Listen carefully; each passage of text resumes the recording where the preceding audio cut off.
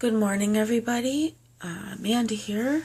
I wanted to do the last principle of support through NAMI.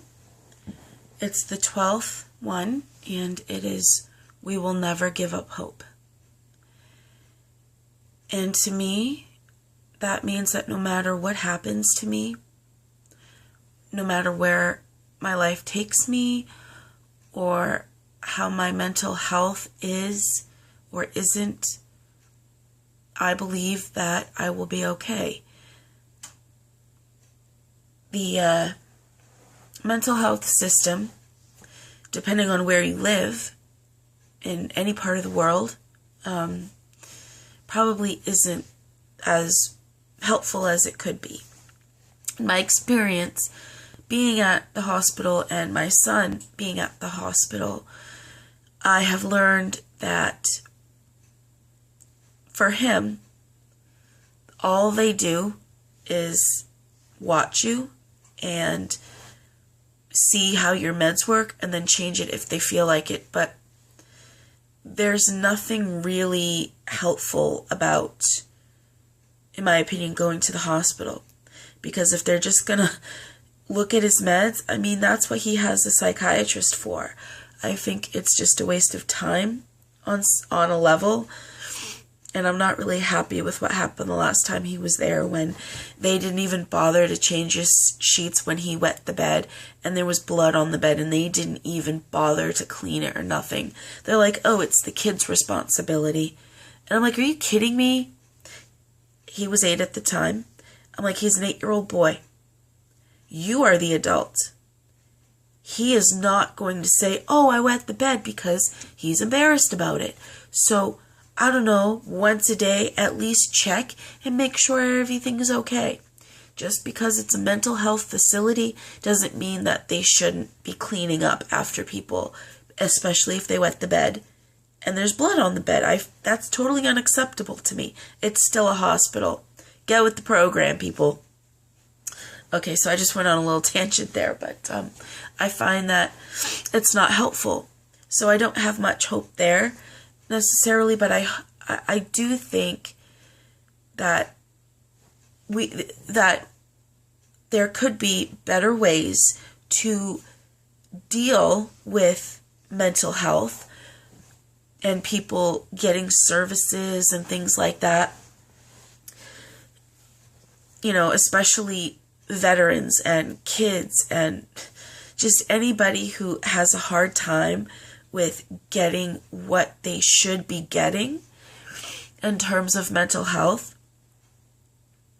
And the system isn't designed like that for everybody. And in my opinion, I think that anybody who suffers from any mental illness should automatically qualify for any kind of service that they need for mental health. That includes a psychiatrist, a case manager, a counselor, getting the meds that you need without having to pay outrageous amounts of money. It should all be covered under any kind of insurance that anyone has. And anything in that realm, like getting disability or whatever, it should be, in my opinion, an automatic qualification. Because if you are diagnosed with any sort of disability, even physical, I think, yeah, you should automatically get it. Or at least have the right to get it, or the option. Not that you need to take it, but at least feeling like you have the support that you need. And I hope that the system will someday find a way to help people in a better way that benefits everybody. You know, I know it's not as simple as what I'm saying, and there's a lot that has to happen, but it's just the idea of making sure that people get their health care needs for whatever the reason is. To be able to have that support and know that they're not going to just suffer and, Because there's a lot of people out there who do not have the money to pay for medication or to see a doctor. And some of you have said that you want to, but you don't have any means to help you get there. And I just don't understand why, if you need help, they won't help you just based on money, It's ridiculous, in my opinion. So I feel that I am hopeful that over time, and I know it's not going to be like, boom, here we go. It's going to take time, build the building blocks to get to a place where everyone can be healthy, at least have the option to go to the doctor, psychiatrist, psychologist, whoever, and get the medical health that you need. And I say medical because you're still getting medication, you're still seeing a doctor. It's all medical, in my opinion. So I hope that this system someday will find a better way to help people. And I am holding out hope that I will be able to get to a point where I can deal with whatever's going on, my traumatic experiences, where I'm holding on to all that negativity, try to find a way to deal with it, accept it, forgive myself for beating myself up all the time, with words, obviously, and get to a place where I can help people, because I haven't finished college. I'm a psych major, and I wanted to change over to social work, but there were classes that I wasn't really good at, like macroeconomics and any science, like anatomy, A&P, anatomy and physiology, or biology, or whatever.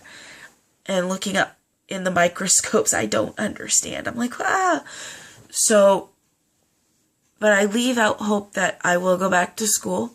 I will finish my degree, and it would be a BSW, a bachelor's in social work.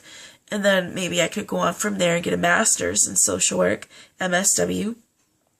That way I can find some sort of place to work if I so choose, so I can help people. Help them in whatever way I can. So that's what this means to me. I am hopeful that there will be a better way to help all of us, and that I personally can get to a better place emotionally and mentally.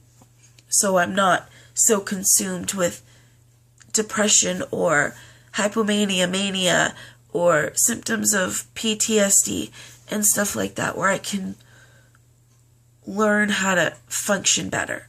Coping skills, DBT, and other, CBT, and whatever it is that I need to use. So I am hopeful that I will get to a better place. I am hopeful for a better mental health system, and I am hopeful that all of you out there find and get the care that you need. I have hope that it will happen someday. Maybe it won't happen in my lifetime, but I do have hope, and I believe it will happen eventually over time. So that is my take on the 12th Principles of Support. We will never give up hope. I will never give up hope. All right, I hope this was helpful, and I hope that you guys have hope too. All right, I'm going to go now, and I'll see you in my next video. Bye, guys. I love you all.